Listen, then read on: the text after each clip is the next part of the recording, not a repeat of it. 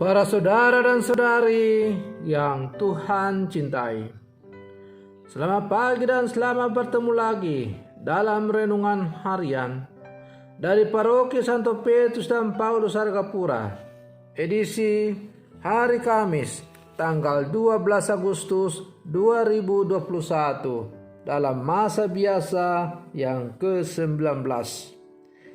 Mengawali hari yang baru ini, kita hendak mendengar dan merenungkan sabda Tuhan. Marilah sebelum kita mendengar dan merenungkan sabda Tuhan, kita berdoa. Dalam nama Bapa dan Putra dan Roh Kudus. Amin. Allah Bapa Maha Rahim, Engkau mengikat perjanjian dengan kami, perjanjian pengampunan melalui Yesus Putramu. Kami mohon, perkenankanlah kami mewujudkan belas kasih-Mu itu dalam kerukunan dan kebaikan kepada sesama. Bersabdalah ya Tuhan, kami siap untuk mendengarkan. Semoga sabda-Mu yang hendak kami dengar dan kami renungkan untuk mengawali hari yang baru ini semakin mengarahkan kami untuk menuju kepada-Mu. Dan dengan demikian, hidup kami semakin sesuai dengan kehendak-Mu. Terpujilah Engkau Bapa, Putra dan Roh Kudus, kini dan sepanjang segala masa. Amin. Para saudara dan saudari yang Tuhan cintai, sabda Tuhan yang hendak kita dengar dan kita renungkan untuk mengawali hari yang baru ini diambil dari Injil Matius pasal 18 ayat 21 sampai pasal 19 ayat 1. Tuhan bersamamu. Inilah Injil Tuhan kita Yesus Kristus menurut Santo Matius. Sekali peristiwa, datanglah Petrus kepada Yesus dan berkata, Tuhan, sampai berapa kali aku harus mengampuni saudaraku jika ia berbuat dosa terhadap aku? Sampai 7 kali?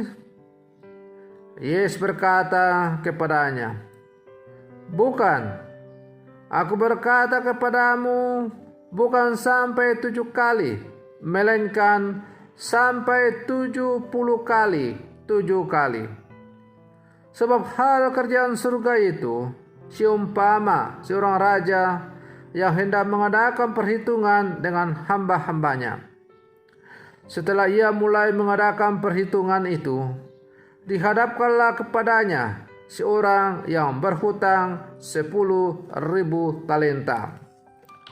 Tetapi karena orang itu tidak mampu melunaskan hutangnya, raja itu memerintahkan supaya ia dijual beserta anak istrinya dan segala miliknya untuk membayar utangnya. Maka sujudlah hamba itu menyembah dia, katanya, sabarlah dahulu, segala hutangku akan kulunaskan. Lalu tergeraklah hati raja itu oleh belas kasihan akan hamba itu, sehingga ia membebaskannya dan menghapuskan utangnya. Tetapi ketika hamba itu keluar, ia bertemu dengan seorang hamba lain yang berhutang 100 dinar kepadanya. Ia menangkap dan mencekik kawannya itu, katanya, bayar hutangmu. Maka sujudlah kawannya itu dan memohon kepadanya, sabarlah dahulu, hutangku itu akan kulunaskan. Tetapi ia menolak dan menyerahkan kawannya itu ke dalam penjara sampai dilunaskannya hutangnya. Melihat itu, kawan-kawannya yang lain sangat sedih dan menyampaikan segala yang terjadi kepada tuan mereka. Raja itu menyuruh memanggil orang itu dan berkata kepadanya, hai hamba yang jahat, Seluruh hutangmu telah kuhapuskan karena engkau memohonnya kepadaku. Bukankah engkau pun harus mengasihani kawanmu seperti aku telah mengasihi engkau? Maka marahlah tuannya itu dan menyerahkannya kepada algojo-algojo sampai ia melunaskan seluruh hutangnya. Maka Bapa-Ku yang di sorga akan berbuat demikian juga terhadap kamu, apabila kamu masing-masing tidak mengampuni saudaramu dengan segenap hatimu. Demikianlah sabda Tuhan. Para saudara dan saudari yang Tuhan cintai, mungkin masih segar dalam ingatan kita peristiwa pemboman di sebuah gereja di kota Surabaya yang terjadi pada bulan Mei 2018. Banyak orang sedih, geram, dan mengutuk pelaku peristiwa yang tak berperi kemanusiaan tersebut. Di sela-sela pelbagai kutukan yang terlontar dari banyak orang, terseliplah sebuah sikap yang teramat mengharukan dari keluarga korban dan umat beriman. Kami mengampuni mereka yang telah melakukan tindakan keji itu. Sebuah sikap yang lahir dari besar dan dalamnya perwujudan iman sebagai orang Katolik. Mengapa? Bukan perkara mudah untuk mengampuni tatkala hidup dan harapan-harapan dihancurkan oleh kekejian dan kenistaan. Sikap pengampunan ini tentu disadari oleh iman akan Yesus sendiri yang telah memberikan pengampunan kepada manusia hingga wafat di kayu salib. Mungkin masih segar juga dalam ingatan kita ketika Paus Yohanes kedua ditembak di lapangan 1 Petrus sekitar tahun 81 oleh Mehmet Ali Aka.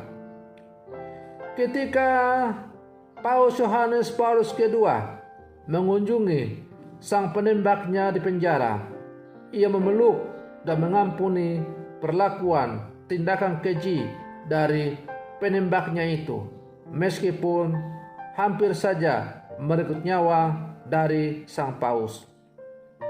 Para saudara dan saudari yang Tuhan cintai, sebuah tindakan kasih dan pengampunan yang tiada batas keluar dari dua contoh yang telah saya sebutkan tadi. Karena mereka sungguh menghayati iman akan Yesus Kristus yang mengajarkan agar jangan pernah membalas kejahatan dengan kejahatan. Banyak orang mengatakan bahwa ajaran Yesus itu hanya pada sebatas tataran teori belaka, susah untuk dilaksanakan, bahkan tidak mungkin untuk dilaksanakan. Tapi banyak orang beriman dalam gereja telah membuktikan bagaimana ajaran kasih dan pengampunan dari Yesus sebagaimana digambarkan dalam bacaan Injil tadi sungguh dihayati. Banyak orang kudus yang mempraktekkan pengampunan sejati yang dilandasi oleh kasih. Korban pemboman gereja di kota Surabaya, korban penembakan Paus Yohanes kedua, dan sejumlah tindakan-tindakan pengampunan yang lain menjadi sebuah saksi sejarah yang tak terlupakan bagi kita bahwa ajaran Yesus sungguh luar biasa. Kerahiman Tuhan yang Maha Besar ini menjadi teladan bagi kita untuk hidup dalam pengampunan dan saling mengampuni satu sama lain, bahkan terhadap mereka yang bersalah kepada kita. Inilah ciri-ciri dan identitas kekatolikan kita. hidup yang didasari oleh kasih dan pengampunan tanpa batas. Para saudara dan saudari yang Tuhan cintai,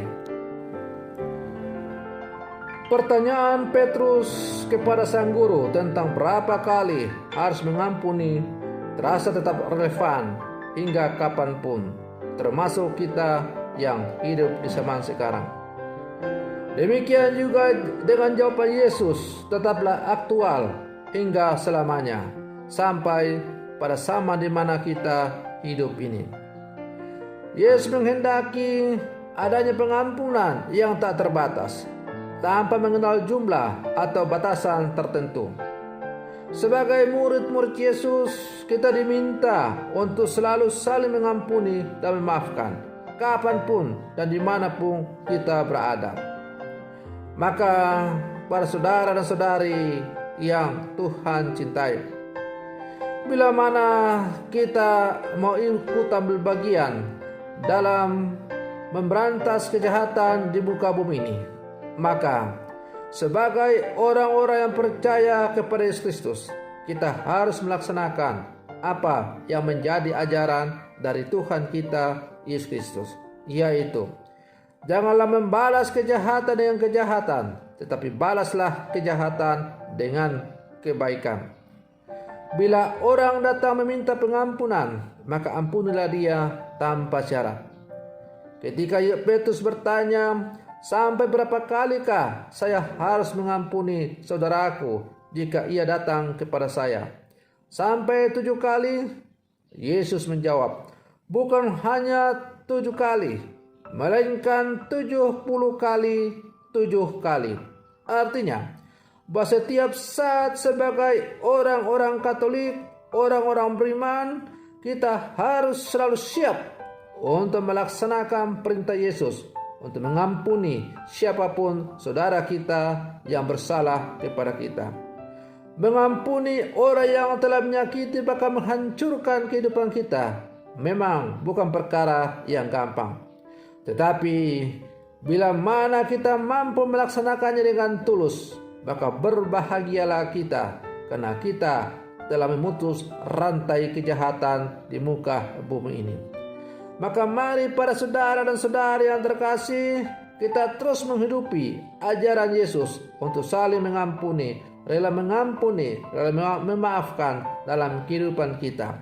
Semoga kesaksian hidup kita sebagai murid-murid Yesus semakin menghantarkan kita untuk menjadi serupa dengan Tuhan yang kita imani. Semoga demikian. Selamat pagi. Tuhan Yesus memberkati.